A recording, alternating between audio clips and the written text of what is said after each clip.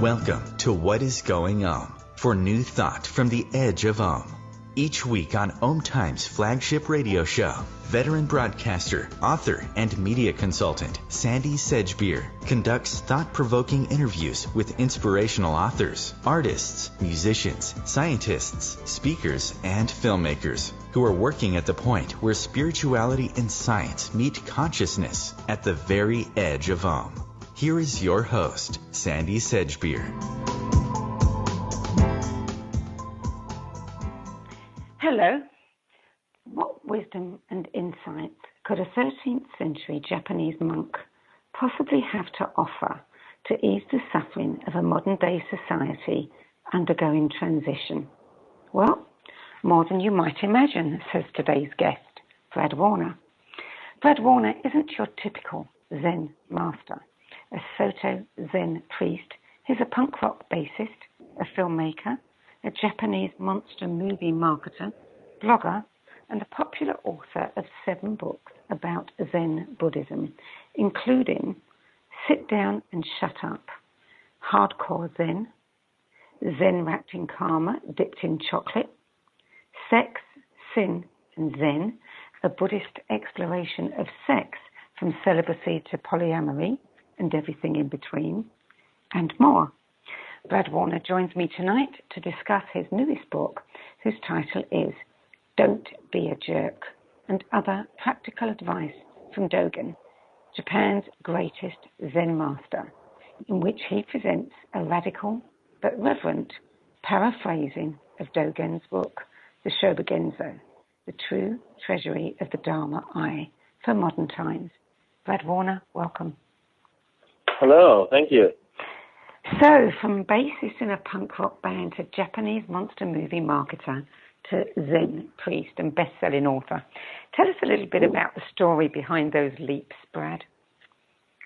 Well, let's see. I feel like I got into punk rock and Zen Buddhism both for the same reason, because I felt like what was being offered to me by the sort of contemporary modern culture wasn't very real and wasn't very relevant to my life. So I was looking for something that was more direct and more interested in finding out what this is that we are all living through. And as a young person, punk rock seemed to offer a way in. I got into kind of a philosophical version of punk rock that existed mostly in the East Coast of the U.S. in the early 80s. And I was also a student at Kent State University in Ohio, and I just happened to take this class called Zen Buddhism, not really knowing much about what it was. And it really tore the top off of my head. I just really felt like it was the most direct thing I'd ever experienced. It was the most no-nonsense approach to spirituality that I'd ever come across. So I continued to study it and to practice it. I eventually went to Japan mostly to get a job, which ended up being a job with this company that made Japanese monster movies, founded by the same people that made Godzilla. But we didn't make Godzilla, the company I worked for. And ended up meeting a priest there named Gudo Nishijima, studying with him, and he offered to ordain me, which I thought was a stupid idea, but I accepted, and then I wrote some books about it. That's the short version. So, the Shōbōgenzō, it's a book that is famous for being revered but rarely read, yet you had the patience and the persistence to study it for 30 years. So tell us, what is the Shōbōgenzō, and why were you so attracted to it? Well, it's a book written 800 years ago by a guy named Dōgen in Japan, who was a Zen monk and writer. Unlike a lot of Zen literature that's out there, or Buddhist literature in general, Dōgen wrote his own stuff, meaning a lot of the things you find attributed to the historical Buddha or to people that followed him were written by followers of those people rather than people themselves. So Dōgen wrote his own material. It was more or less lost He died in 1254 when he was 54 years old, because he was born in 1200, so it's always easy to figure out how old he was when he wrote something.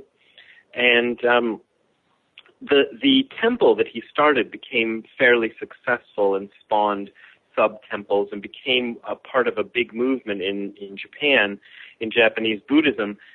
And Dogen himself was revered as the founder of this, but the things he wrote were kind of, everybody knew that he wrote these things, but very few people ever looked at them.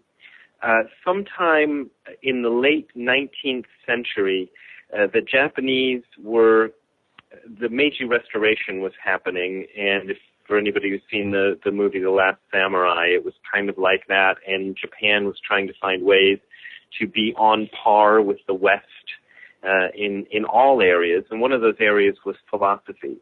So this led to a rediscovery of Japanese philosophy in general, and Dogen in particular. And so his works began to be published, and in the 20th century in Japan, there was a large movement to study and to bring Dogen back into the light. And after World War II, when Japan and the West sort of became much closer, and after that very unfortunate meeting, the two societies became very much intertwined, and that led to a Western discovery of Dogen, which continues to this day.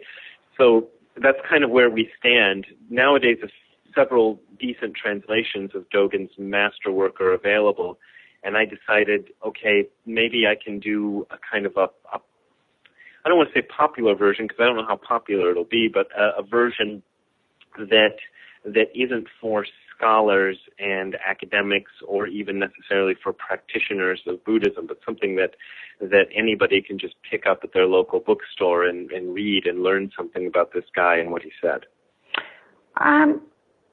The book is rarely read. People find they can't understand it. It was written a very long time ago. Who did he write it for? Well, it's not really clear. That's one of the funny things in my reading of this book. Not to sound too weird and woo-woo, as they say, I kind of feel like he was writing for the future. He seems to have written these pieces for the monks that he was the leader of a temple, so there were monks there. So he wrote them for those monks, ostensibly, but they seem to have a lot wider applications than the 50 or so people who might have been studying with him back in the 1200s. My teacher, I once asked why Dogen was lost for so long, and he said he felt that Dogen was writing at a higher level than people in his day could possibly understand, and that it took until 800 years later for the rest of the world to catch up to what he was saying. Now, you've written several books on Zen Buddhism, and you reference him quite a lot. What is it? What do you like so much about him? Well, he's an interesting character in that he's contradictory. He has a view of life that is one of the things that makes it difficult for him to understand him is he'll often tell you one thing and then take it back in the next sentence and then write another sentence that denies the other two things he just said. And he'll write like that, and it makes it kind of confusing and weird. My teacher had this formula for understanding him that said he would talk about 4 different phases of looking at a subject, acknowledging that nothing is really static and nothing is really one way or another way. That's just how we have to speak to each other when we're trying to communicate things. You say go get the red cup, and you don't say go get the round cup or something like that. You describe it in one particular way so that you can be understood. And when applying that to wider philosophical issues, that becomes a real problem because it's difficult to describe the world without reducing it. So what he's trying to do is give us a way in to a whole different way of thinking about things, which, if you work with it for a while, kind of frees you up from the normal way of understanding stuff. I know that sounds kind of weird, probably, but there you go. why did you call this book Don't Be a Jerk? Well, he has a chapter in Shōbōgenzō called Showakumakusa, which is Japanese, for basically don't enact wrong. And what I did with this is I took pieces that Dogen had written and tried to put them into my own words as best I could and tried to make them in a contemporary language. And that Showakumakusa was maybe the fifth or so of these things that I attempted. But when I did that one, I decided the title should be Don't Be a Jerk, because he's saying that in Western philosophy, we always have this problem of evil. You know, we sort of imagine that evil is something that exists out there waiting for something to enact it. And a lot of our philosophies and religions take that kind of standpoint. But Dogen is saying that in order for evil to come into the world, somebody has to do something wrong, with a kind of malicious intent, and you know, either a very malicious intent or a slightly malicious intent or whatever it is. But when we do those kinds of things, that's how evil comes into the world. And if we do enough of them, it becomes a huge problem. So he says that the essence of Buddhism is don't be a jerk, is showakumakusa, don't enact wrongdoing. So and I decided that would be kind of a cool title for the book as a whole, because he is saying that's the basis of the whole philosophy. You seem to be very adept at picking titles that are quite provocative. Do you do it for the shock value, or does it always relate to the book that you're writing? I think it always relates, but people will say things like that, and I think it's funny because a lot of the titles I come up with are like working titles that I don't expect to actually be used. so they just amuse me. So I put them on there. You're listening to What Is Going On. I'm Sandy Sedgbeer, and I'm speaking with Brad Warner about his new book, Don't Be a Jerk. Still to come was Dogen, the first Buddhist feminist, and you're already enlightened. The future of internet radio is here. OMTimes Radio, IOM FM.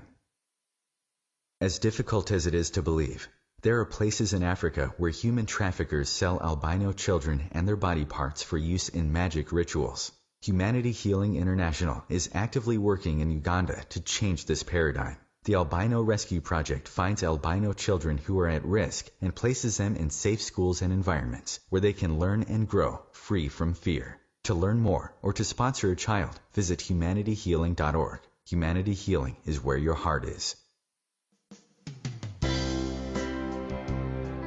This is Terry Van Horn, and I want to invite you to join me for my weekly radio show, Hailing Light, on OMTimes Radio every Wednesday at 6 p.m. Eastern Standard Time. On Hailing Light, we want to bring love, light, and blessings into your world. You can find out more about us at www.healinglightonline.com. Blessings. America's service members and veterans are strong, forged out of bravery, sacrifice, and duty. Sometimes reaching out for help can be the most challenging and worthwhile mission of all. When you recognize something isn't right, make the call to the Veterans Crisis Line or Military Crisis Line. Dial 1-800-273-8255 and press 1.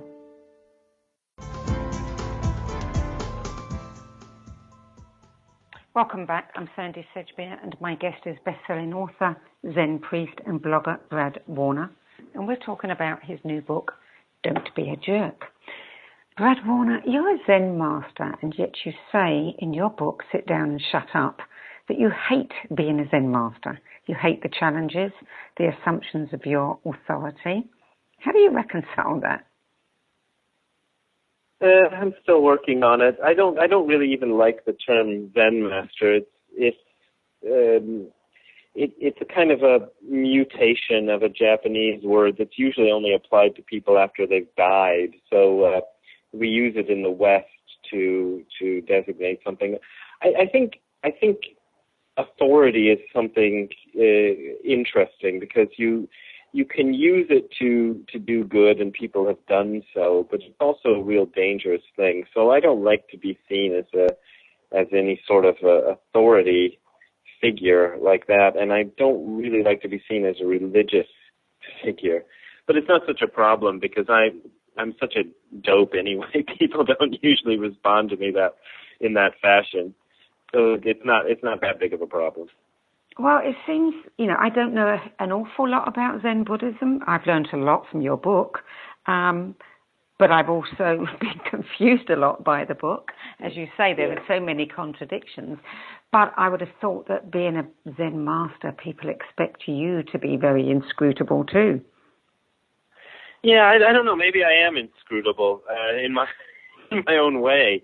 You just kind of bumble along and do what you do. A lot of that inscrutableness in Zen has to do with it's sort of a continuously trying to question basic assumptions, and I think that's what we do in this whatever it is, this philosophy or this practice, is kind of look at the most basic assumptions people have and say, is that really so? And which in the wrong context can just get annoying, because sometimes you have to kind of go, well, it's like this and this, and then we go do something.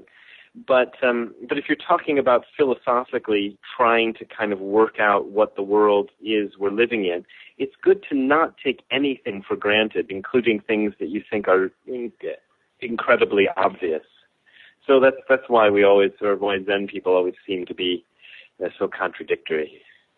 Well, yes, the titles of several of the chapters tell me about the one, you're already enlightened, but you're not.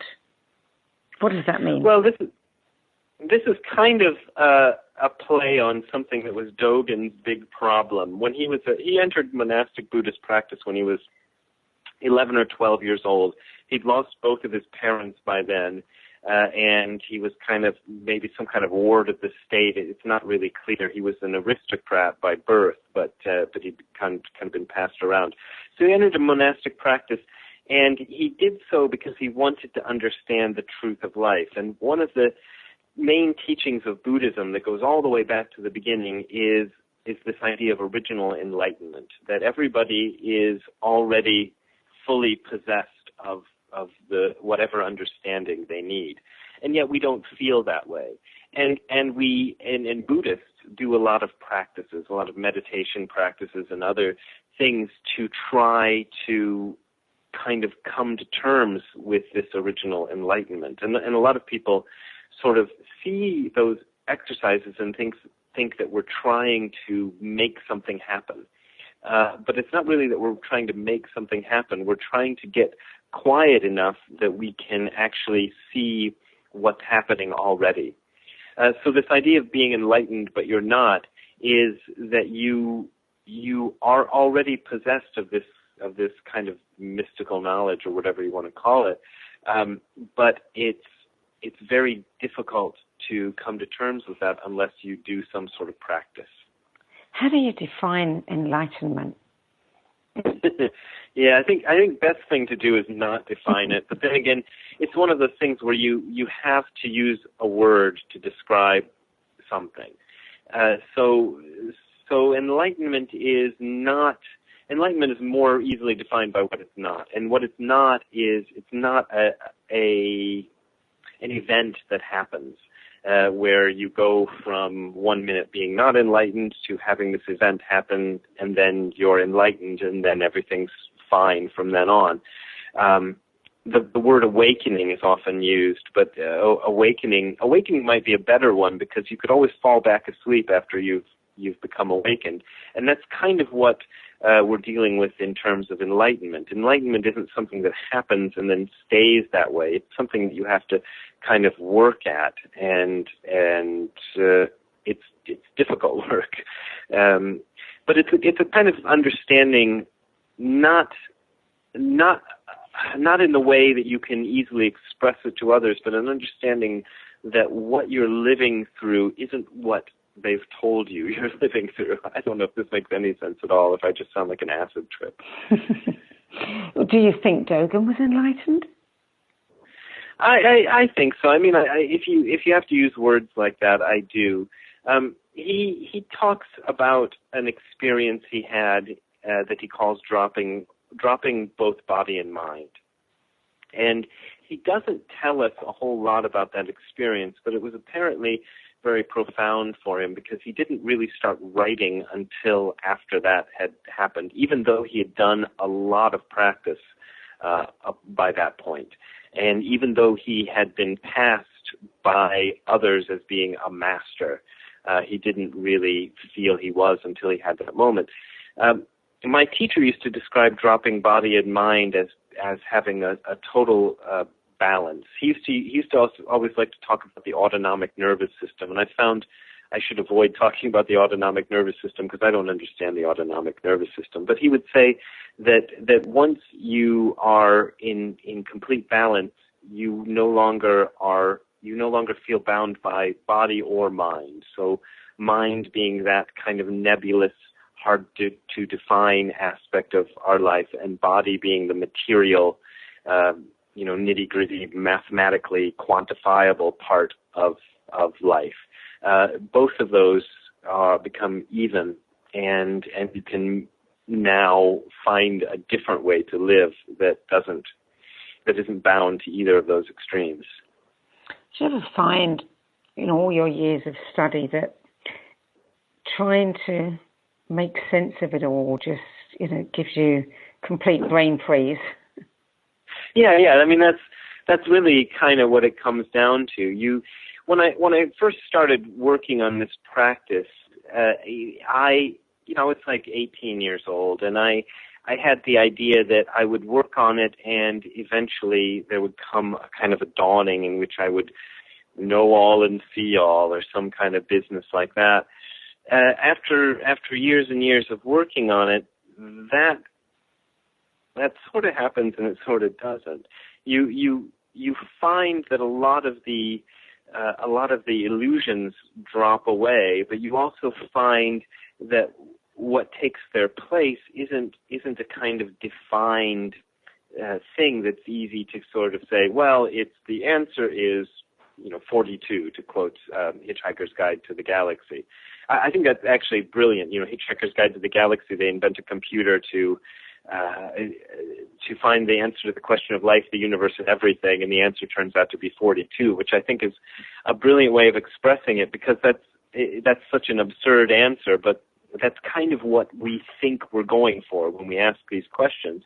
And the answer is actually a lot more nebulous. Life is what life is, and you can accept it or try to fight against it. And I think accepting it is the more comfortable way to live. One of your chapters is called "Was Dogen the First Buddhist Feminist?" Why do you pose that question? Was he?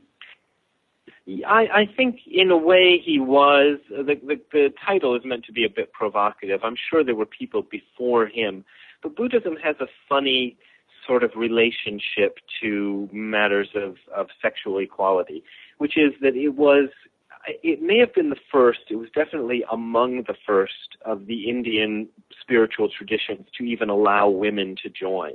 I think it was definitely the first major Indian spiritual tradition to allow women to join, other than the very, very ancient matriarchal system, which disappeared thousands of years ago. So in that way, it is a feminist, one might say. But what happened after Buddha died, that equal status of men and women that he established started to erode. So that by the time Dogen came along, it was in bad shape, and there was a lot of real inequality going on. And Dogen wrote an essay called Bowing to That Which Has Attained the Marrow, which there's a whole long explanation for why it's called that. But the idea is that anyone who possesses the truth should be revered, in spite of social status or caste or any of these other things, including sexuality. And he hammers this point of equality between men and women so hard in that essay that actually when I paraphrased it, I cut about 4 or 5 pages out because I think people these days get it. I mean, at least maybe they don't get it fully, but they don't need to have it hammered over their heads as much as Dogen had to do with his audience 800 years ago. And I think it's a kind of a brave essay because it's really very pointedly critical of this established sexually unequal tradition that existed in Dogen's time, and he really pulls no punches there. So that's why I titled the chapter that. What is Zazen, and why does Dogen say it's the authentic way into Buddhist practice? Well, Zazen is a Japanese word that means seated meditation, if you just take the 2 Chinese characters used to express it. But it's an attempt to try to find the original practice that the Buddha actually did. And this is a bit controversial because there are various schools of Buddhism which all claim to do the same thing. Zazen, the way Dogen teaches it, though, I think is really, really bare bones because all you do is you take a particular posture, and he writes in very detailed words about the postures you're supposed to take when doing the practice. And he writes almost nothing about what you're supposed to do with your mental state, which is where most people, write a ton of stuff about what you're supposed to do with your mind. Dogen's idea is you let the mind do what it has to do. A contemporary teacher said it's sort of like the stomach. The stomach's job is to digest your food, and it does it by secreting acids and things like that. Your mind is your brain is up there trying to kind of digest the experiences of the day, and it does it by thought. Thought is the conscious representation of that happening. If you sit quietly and just allow thought to happen without really paying it any more attention than you'd pay your stomach digesting, the thought can do what it needs to do, and you can also find something that's not thought, that's beyond it. You're listening to What Is Going On. I'm Sandy Sedgbeer, and I'm speaking with Brad Warner about his latest book, Don't Be a Jerk. Still to come, reincarnation, and why you are not yourself. We'll be back in a few moments.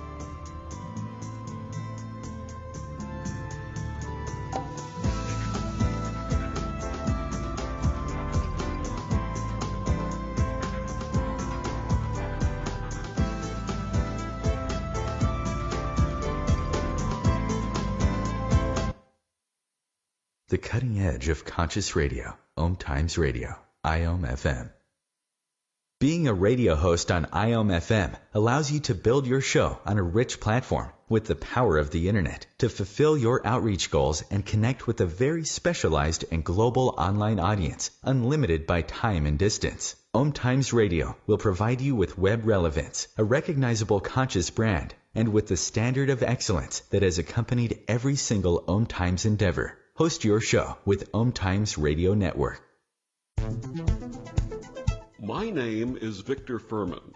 Some call me The Voice. I've always been fascinated with human nature, spirituality, science, and the crossroads at which they meet. Join me Wednesdays at 8 p.m. Eastern on OMTimes Radio, and we'll explore these topics and so much more on Destination Unlimited.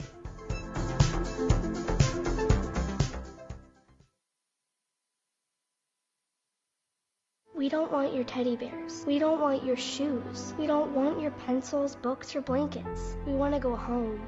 Around the world, 95% of children in orphanages have living parents, but poor and vulnerable families are often forced to give up children they love. Children need the love of a family. Orphanages are the problem, not the solution. Disability Rights International helps families around the world keep their children at home. Learn how you can help at drikids.org.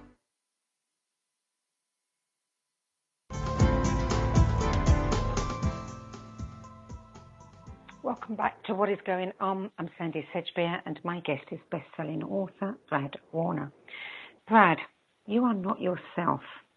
If you're not yourself, who are you? Well, that's a good question. One of the core Buddhist teachings is this idea of no self, and people really have a hard time with it. My first understanding of no self was kind of something like I had a self, and that Buddhist practice was supposed to sort of eradicate it and whitewash it until it wasn't there anymore. But that isn't what Buddhism is about. Self is a kind of handy shorthand for describing yourself, for describing what your position is in the universe and in the world. And we all have a kind of a sense of self. Like if I have a friend who I know pretty well, I can think of attributes of him and imagine what he might want for his birthday or things like that. I can have a picture of him in my mind. And we do that all the time with people, and we understand that the picture we have in our minds of Bob or Jane or whoever it is isn't the real person. But we do the same thing with ourselves. We create a picture of ourselves that's a bit more detailed than the pictures we create of other people, but we tend to believe it. And that becomes a problem, because that belief in the existence of self can lead us to a lot of mistakes where we're trying to preserve and defend things that aren't really real, that are just kind of an invention we've created that we all carry around that's kind of necessary, but ultimately is a kind of a fiction, the same as the fiction that you create about anybody else you know. One of the chapters that really played with my mind, I had to spend some time thinking my way through it, was the one on Did Dogen Teach Reincarnation? And it's like the great philosophical arguments, isn't it? You say he didn't teach it, but he did reference it a lot. And we hear so much about, the Dalai Lama, and, he was supposed to have been reincarnated. So, how do you get through all of that jungle, that debate around that? Because it really does seem to be a bit tangled. It does. It's an interesting question. I've had two main Buddhist teachers, and the one who ordained me, if you asked him about reincarnation, he would practically slam his fist against the podium and say, no, there is no such thing as reincarnation. I had another teacher who was much more open to the idea. Dogen is kind of funny about it because, as you say, he does reference reincarnation, but I got into a little bit of an argument, which is depicted in the book, with a scholar of Dogen who said that Dogen taught reincarnation, and I don't think he does. He references a lot, but he never comes out with anything like, here's what happens after you die, it goes like this, 1, 2, 3. Or what you think happens after you die is wrong. Here's what actually happens after you die. He never does this. He never speculates about life after death or anything like that. He does reference the commonly held beliefs that Buddhists generally have, that there's a kind of a circle of life and that people return. But he also says things like, firewood becomes ash. It does not go back to being firewood again. Similarly, humans, once they die, do not return to life. That's a quote that he has that's difficult to translate any other way. In the book, I kind of go into some alternate translations, and it all adds up to the same thing. So to have somebody saying that and then to say that he taught reincarnation seems a little absurd. He does seem to have believed, possibly, in this kind of returning sort of thing. But the idea of reincarnation requires that people have this kind of immutable soul that vanishes from one body and appears in another, and that's an idea that Buddhism has denied from its very beginnings. a lot of people try to shoehorn it back in there. And the other problem is, it's sort of like Kurt Vonnegut is supposed to have said that he never put a love story in any of his novels, because as soon as you put a love story in a novel, the reader is drawn to the love story and never pays attention to the rest of the novel. And I feel that's kind of what happens in a book on Buddhism, especially in the United States and Europe these days, if you mention reincarnation. Everybody jumps on the reincarnation thing, and they don't want to hear anything else. But reincarnation, the way we understand it in the West, is quite different. We kind of look at it as like, oh boy, that'll be great, I'll get reincarnated. The early Buddhists and contemporary Buddhists in India, China, Japan, Korea, places like that, look upon reincarnation as a bad thing. Like what you don't want to happen is reincarnation. So that means it's a topsy-turvy way of looking at things. What they're actually looking for is a way to not reincarnate, which to us sounds crazy, I think. So I think we need to have a better understanding of these ideas before we can really discuss them. Yeah, absolutely. It feels to me as if, a better thing to ponder is what is being reincarnated rather than who. Yeah. I think so. I mean, if you want to believe in reincarnation, and I'm agnostic about the subject myself, but if you wanted to believe in reincarnation, then this is the afterlife, which is, if you think about it that way, I think it kind of turns the problem on its head, because instead of wondering what the afterlife might be like, you can say, well, okay, here's what the afterlife is like. I still don't know, So it means you have a deeper problem to work on. Mm. In your book, Sit Down and Shut Up, you write about Dogen's admonition to practice wisdom, and you say that real wisdom is the ability to understand the incredible extent to which we bullshit ourselves every single moment of every day. Can you expand on that?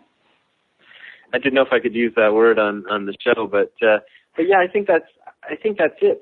I feel like that's my own attempt to describe my own practice is often when I sit there quietly doing my zazen, my meditation practice, I discover areas in which I am fooling myself about who I am and what I am and where I'm going with it.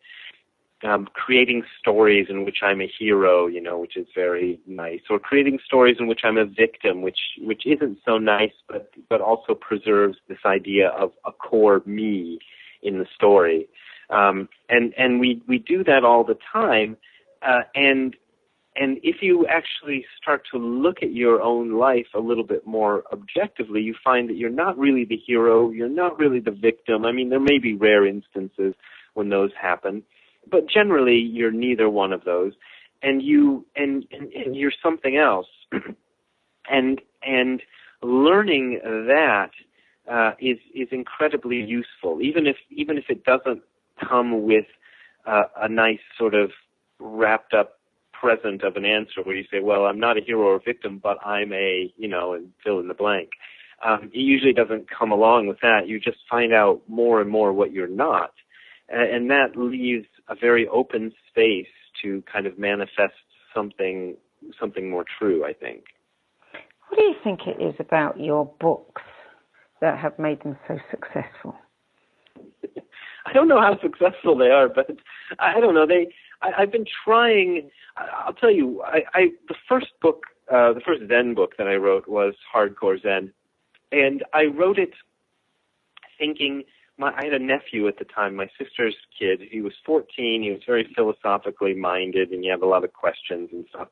And I thought, I'm going to write something that explains my Zen practice to Ben, to my nephew. And I finished it and thought, well, that was a big waste of time. Well, not a waste of time, but I thought nobody's going to read it. It's never going to be publishable. So I was really surprised when Wisdom Publications decided to publish Hardcore Zen, because I just thought it was. I sent it to about 5 publishers, thinking, might as well finish the book, but not thinking anybody was going to take it.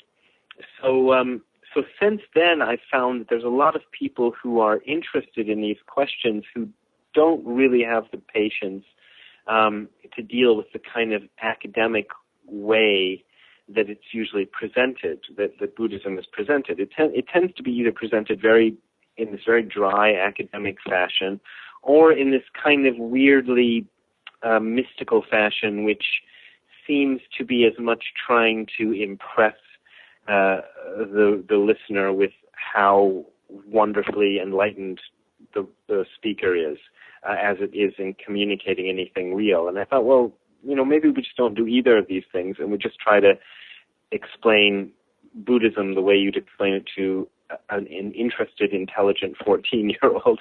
And this is sort of my imagined audience ever since, which I think is, I don't mean that to be insulting. I think a lot of us, me included, need to have it put in those terms before we're going to be able to get access to it.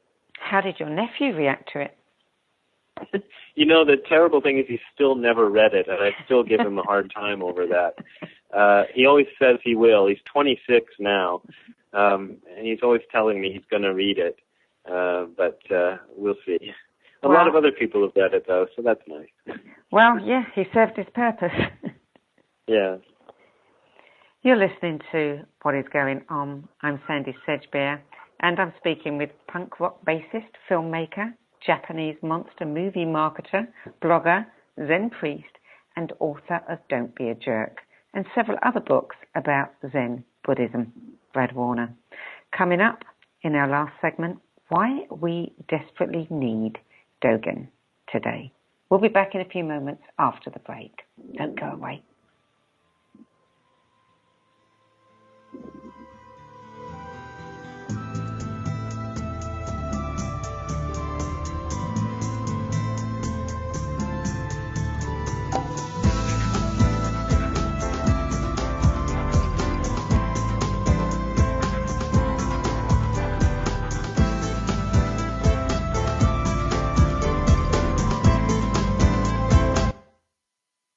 Bringing a more conscious lifestyle to your world. OMTimes Radio. IOM FM. Spiritual, metaphysical, green living, psychic, alternative healing, life coaching. Do any of these or similar terms apply to your business or cause? If so, you are in a niche market with a very specific audience. Conscious Gate PR is the world's leading conscious public relations agency. With a global reach of over 4 million and growing, we offer comprehensive media campaigns to our targeted market. Learn more at ConsciousGatesPR.com. Conscious marketing for conscious minds. Hi everyone, this is Shay Parker, the host of Best of the Best, which airs live right here on IOM Radio every Tuesday night at 8 p.m. Eastern and 5 p.m. Pacific. I'm super excited to bring you expert guest hosts, spiritual discussions, free psychic readings, and so much more. I can promise that you will not want to miss this one-of-a-kind, fun, yet touching, down-to-earth show. Join us every Tuesday night at 8 p.m. Eastern, 9 p.m. Pacific on OTR-FM. This is Shay Parker, and I can't wait to see you there. It's on us to stop sexual assault. To get in the way before it happens. To get a friend home safe. And to not blame the victim. It's on us. To look out for each other. To not look the other way. It's on us to stand up. To step in. To take responsibility. It's on us, all of us, to stop sexual assault. Learn how and take the pledge at itsonus.org.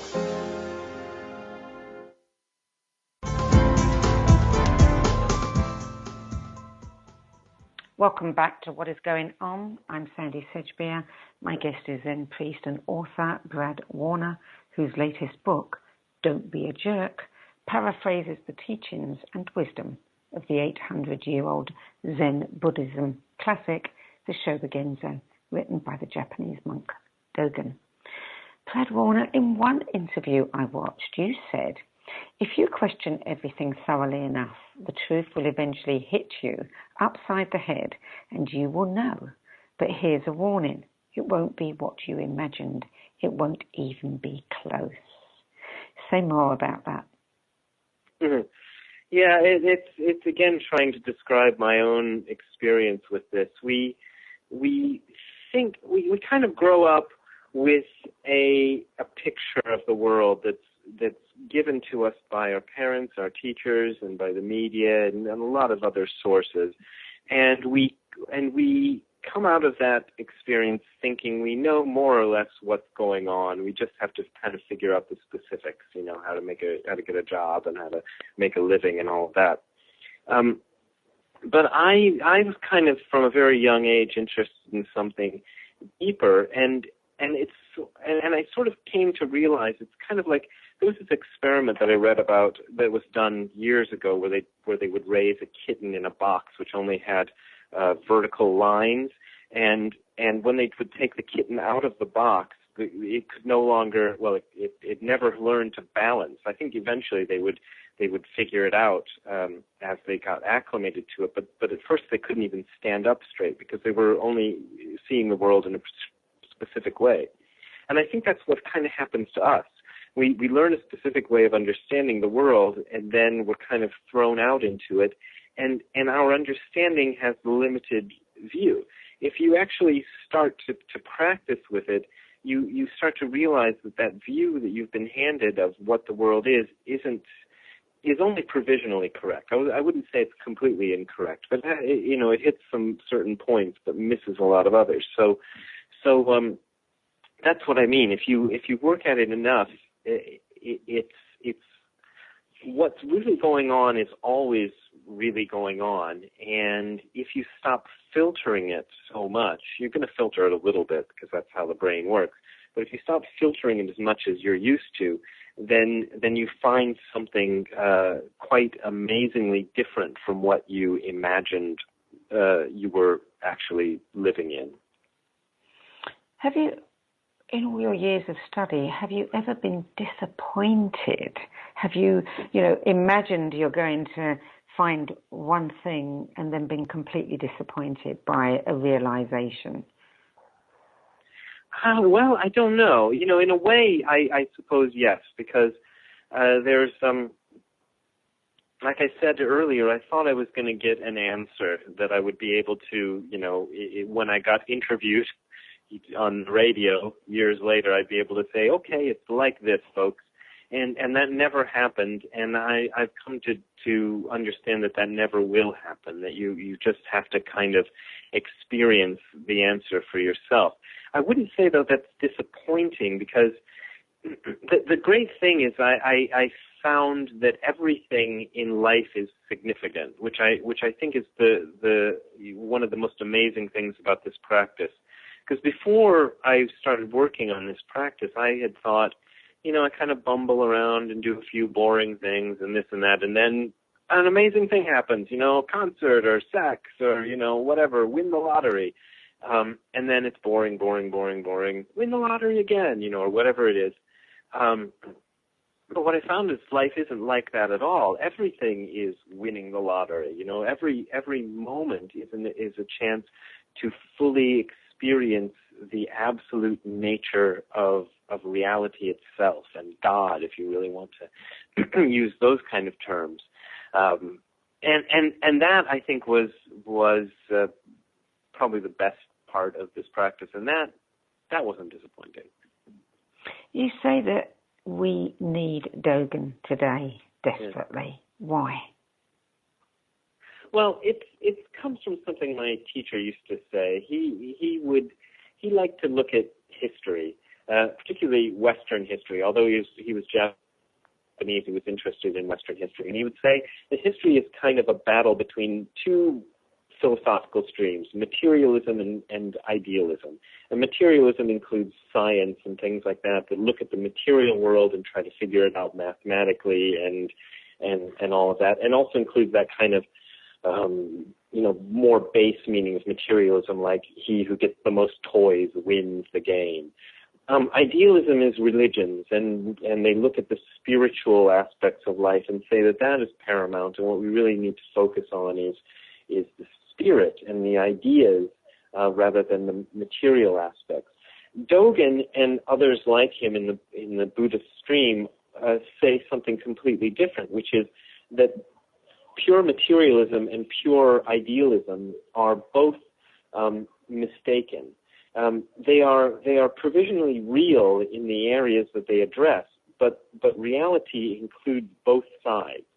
And I think now more than ever, we need to start looking for a philosophy like that, because we've had the ascendancy of materialism for the past, 500 years or so within the West, and it's really created a lot of amazing things, but it's left us with this kind of vacuum spiritually.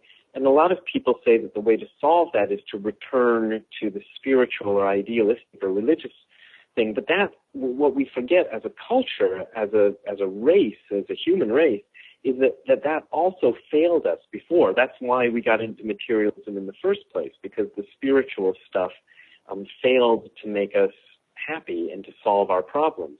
And so I think right now, rather than looking backwards and trying to return to some sort of ancient, pristine spirituality, we need to keep moving forward and integrate the spiritual and the material so that we can have a more balanced way of looking at things. And Dogen, I think he was already on to that 800 years ago. And like I said earlier, I think the audience in his time weren't ready for it. And maybe we are. And so that's my pitch there for Dogen. If Dogen were alive today, what do you think he would think about the world we live in? It's hard to say. I've thought about that question, and then I think, it's really absurd, because even to get Dogen up to speed, you'd have to teach him English, you'd have to teach him what a computer is and what running water is and all this other stuff. I don't know. I think he might be impressed with a lot of the progress we've made, but I think he would still find us lacking in certain ways. And I think he was kind of looking towards the world we have now. There are bits and pieces in his writing that almost make me think he had kind of a vision for what the world would be like hundreds of years after he died, because he seems to be addressing it in this kind of almost, X-Files-y way that, I don't like to get too into that. I don't really believe he was any kind of psychic or anything, but I think he might be, I think he would like the way that psychology has kind of gotten into these various ideas and made ideas commonplace that were just theoretical in his time. For example, the idea of the subconscious. He never writes about the subconscious. He puts it in different terms. But if you read it today, you can tell he's referencing that. And in his day, the idea that you could have thoughts that you weren't even aware of would have sounded crazy. So these kind of ideas, I think he might be interested in. But I don't know. Well, what do you think he would think about your paraphrasing of his work and wisdom? Well, I hope I haven't done him a disservice. I think I've tried to find the essence of what he said. And one of the things he often said is, don't get stuck on the words used when he's referring to older scriptures. But he'd say, don't get stuck on the words being used in the scriptures. Try to study their meaning. And that's what I've tried to apply to his words. I've tried to not get too stuck on the words he used to express it, and tried to dig into what I think it means. And since he's not around here to say I'm wrong, I think that's all we can really do. And so I hope I would meet with his approval. Well, what do you most hope that people will take from Don't Be a Jerk?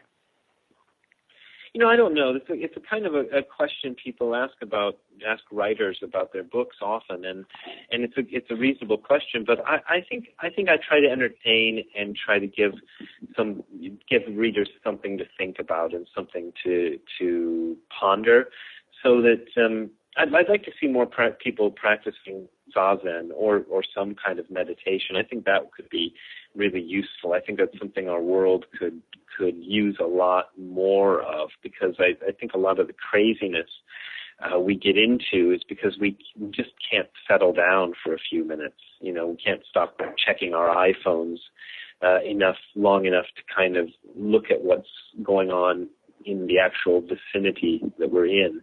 So, hopefully this book might point to that as something we can do.